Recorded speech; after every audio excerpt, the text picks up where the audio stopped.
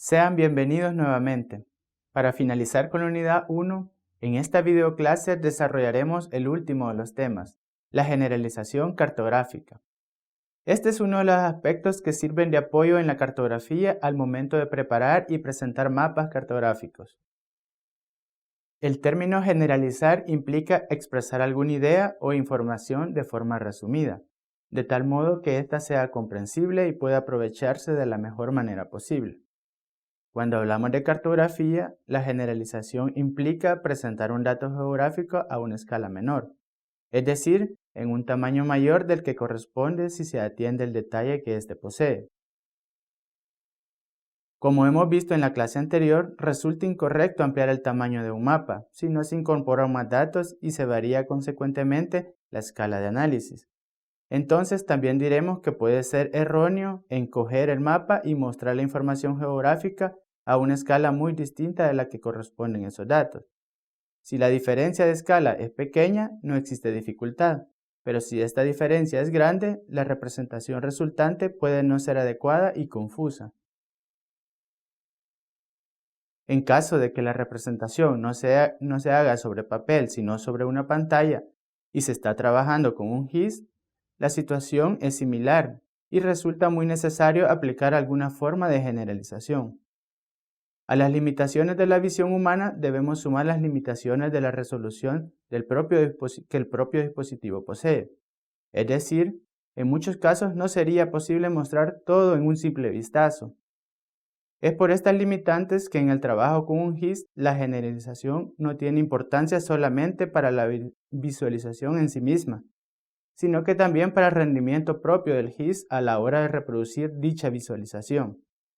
Pues de lo contrario, a la solución del GIS le tomaría mucho tiempo el intentar cargar y mostrar toda la información, pudiéndose presentar errores de ejecución en los programas, entre otras situaciones. Así que nos preguntamos, ¿qué es la generalización? En este caso lo vamos a definir como el proceso que tiene como objetivo la producción de una imagen cartográfica legible y expresiva, reduciendo el contenido del mapa a aquello que sea posible y necesario representar. Podemos lograr esto enfatizando aquellos elementos o aspectos del mapa y su información que resultan de importancia, y suprimir lo que carece de ella. Dicho de otra manera, ignoraremos del mapa todos los elementos que no son de interés para el caso de estudio que se pretende cubrir con ese mapa. Entre las operaciones más relevantes para la generalización están las siguientes. En primer lugar, tenemos la simplificación. Esta operación se trata de crear elementos más sencillos que sean más fáciles y rápidos de representar.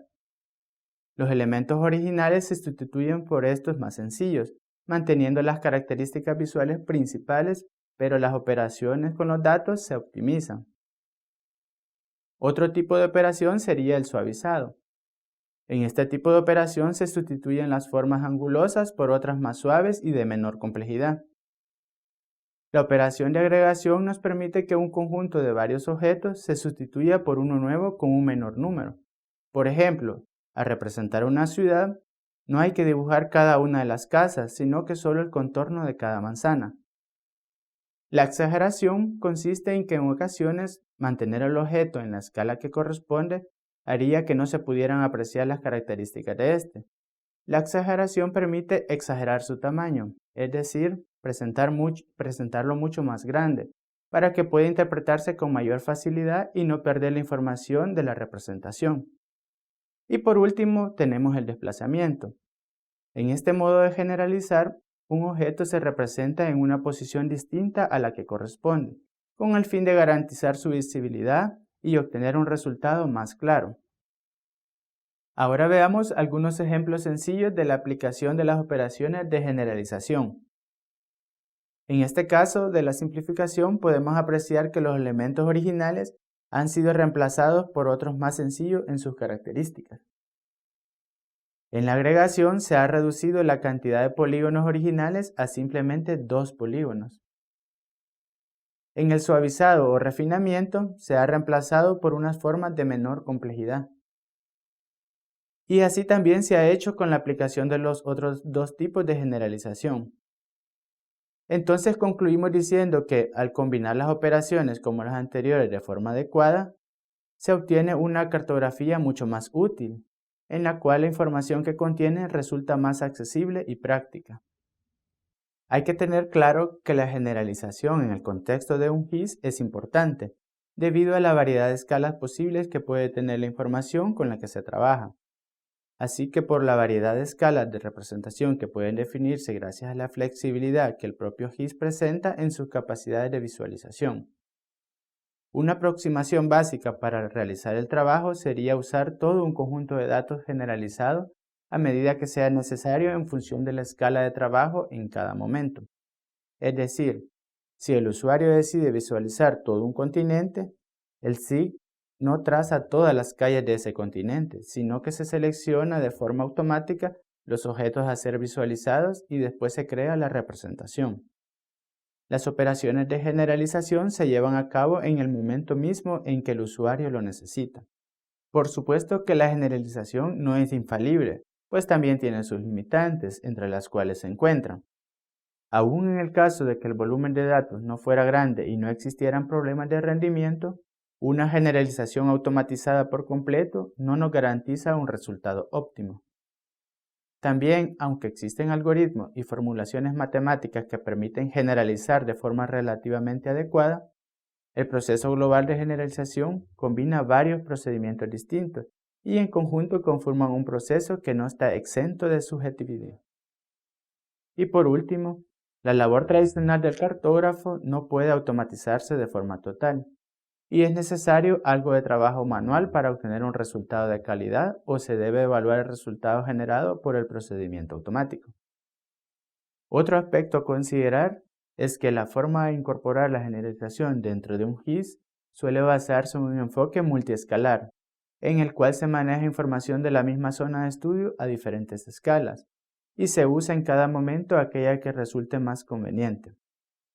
En la imagen mostrada, podemos observar que en función de la escala de representación que se tenga en un momento determinado, la información visualizada será una u otra de las aquí representadas. Cuanto más nos alejamos del área de estudio, podríamos llegar a visualizar los datos tal como se muestra en la imagen de la esquina superior izquierda. Pero cuanto más nos acercamos, podemos llegar a ver los datos mostrados en la imagen de la esquina inferior izquierda. En las posiciones medias de visualización se podrían desplegar los datos de las imágenes de la derecha, pero solo una vez. En el caso de imágenes, no hay que interpretar objeto alguno en el mapa, puesto que esos objetos ya están representados en la imagen y únicamente es necesario disminuir la escala. En los GIS se utilizan algoritmos para hacer más fluido el manejo de grandes imágenes mediante la creación de las denominadas pirámides. Cuando el usuario introduce en el GIS una imagen de gran tamaño, este prepara varias versiones de esa imagen a distintas escalas de detalle, ya que posteriormente recurre a la que sea más conveniente en cada caso, en función de la escala de representación. Es decir, que el GIS realiza la generalización de esa imagen de forma automática y solo es necesario que le proporcionemos a la imagen de mayor detalle. Ahora veamos una definición completa de GIS. Un sistema de información geográfico, SIG o GIS en su acrónimo en inglés, es una integración organizada de hardware, software y datos geográficos diseñada para capturar, almacenar, manipular, analizar y desplegar en todas sus formas la información geográficamente referenciada, con el fin de resolver problemas complejos de planificación y gestión geográfica. Los GIS son aplicables a una gran variedad de áreas, como por ejemplo la planificación urbana, la cartografía, la sociología y el marketing, por mencionar algunos. Un buen ejemplo sería un GIS que permita a los grupos de emergencia calcular fácilmente los tiempos de respuesta en caso de un desastre natural. Una gran ventaja del funcionamiento del GIS es la asociación existente entre los datos alfanuméricos y los objetos gráficos del mapa, ya que esto permite que al señalar un objeto se conozcan sus atributos e inversamente, preguntando por un registro de la base de datos, se puede saber su localización en la cartografía. Es importante mencionar que las modernas tecnologías GIS trabajan con información digital, para lo cual existen varias técnicas o métodos utilizados en la creación de datos digitales. El método más utilizado es la digitalización, donde a partir de un mapa impreso o con información tomada en campo, se transfiere a un medio digital. También hay que tener en cuenta que la teledetección es una de las principales fuentes de datos para los GIS. Por lo general, los datos obtenidos de mediciones topográficas o las coordenadas de posición tomadas a través de un sistema de posicionamiento global GPS pueden ser introducidos directamente en un sistema de información geográfica. Otros componentes de recolección de datos remotos y que juegan un papel importante en los GIS son los sensores como cámaras, escáneres acoplados a plataformas móviles como aviones o satélites. Dada la amplia disponibilidad de imágenes ortorrectificadas tanto de satélites y aéreas, la digitalización por esta vía se está convirtiendo en una de las principales fuentes de extracción de datos geográficos. Esta forma de digitalización implica la búsqueda de datos geográficos directamente en las imágenes aéreas, en lugar de los métodos tradicionales de la localización de forma geográfica sobre un tablero de digitalización. Así hemos finalizado con los temas de la unidad 1 del Sistema de Información Geográfico. Me despido, gracias por su atención y nos vemos en la próxima videoclase.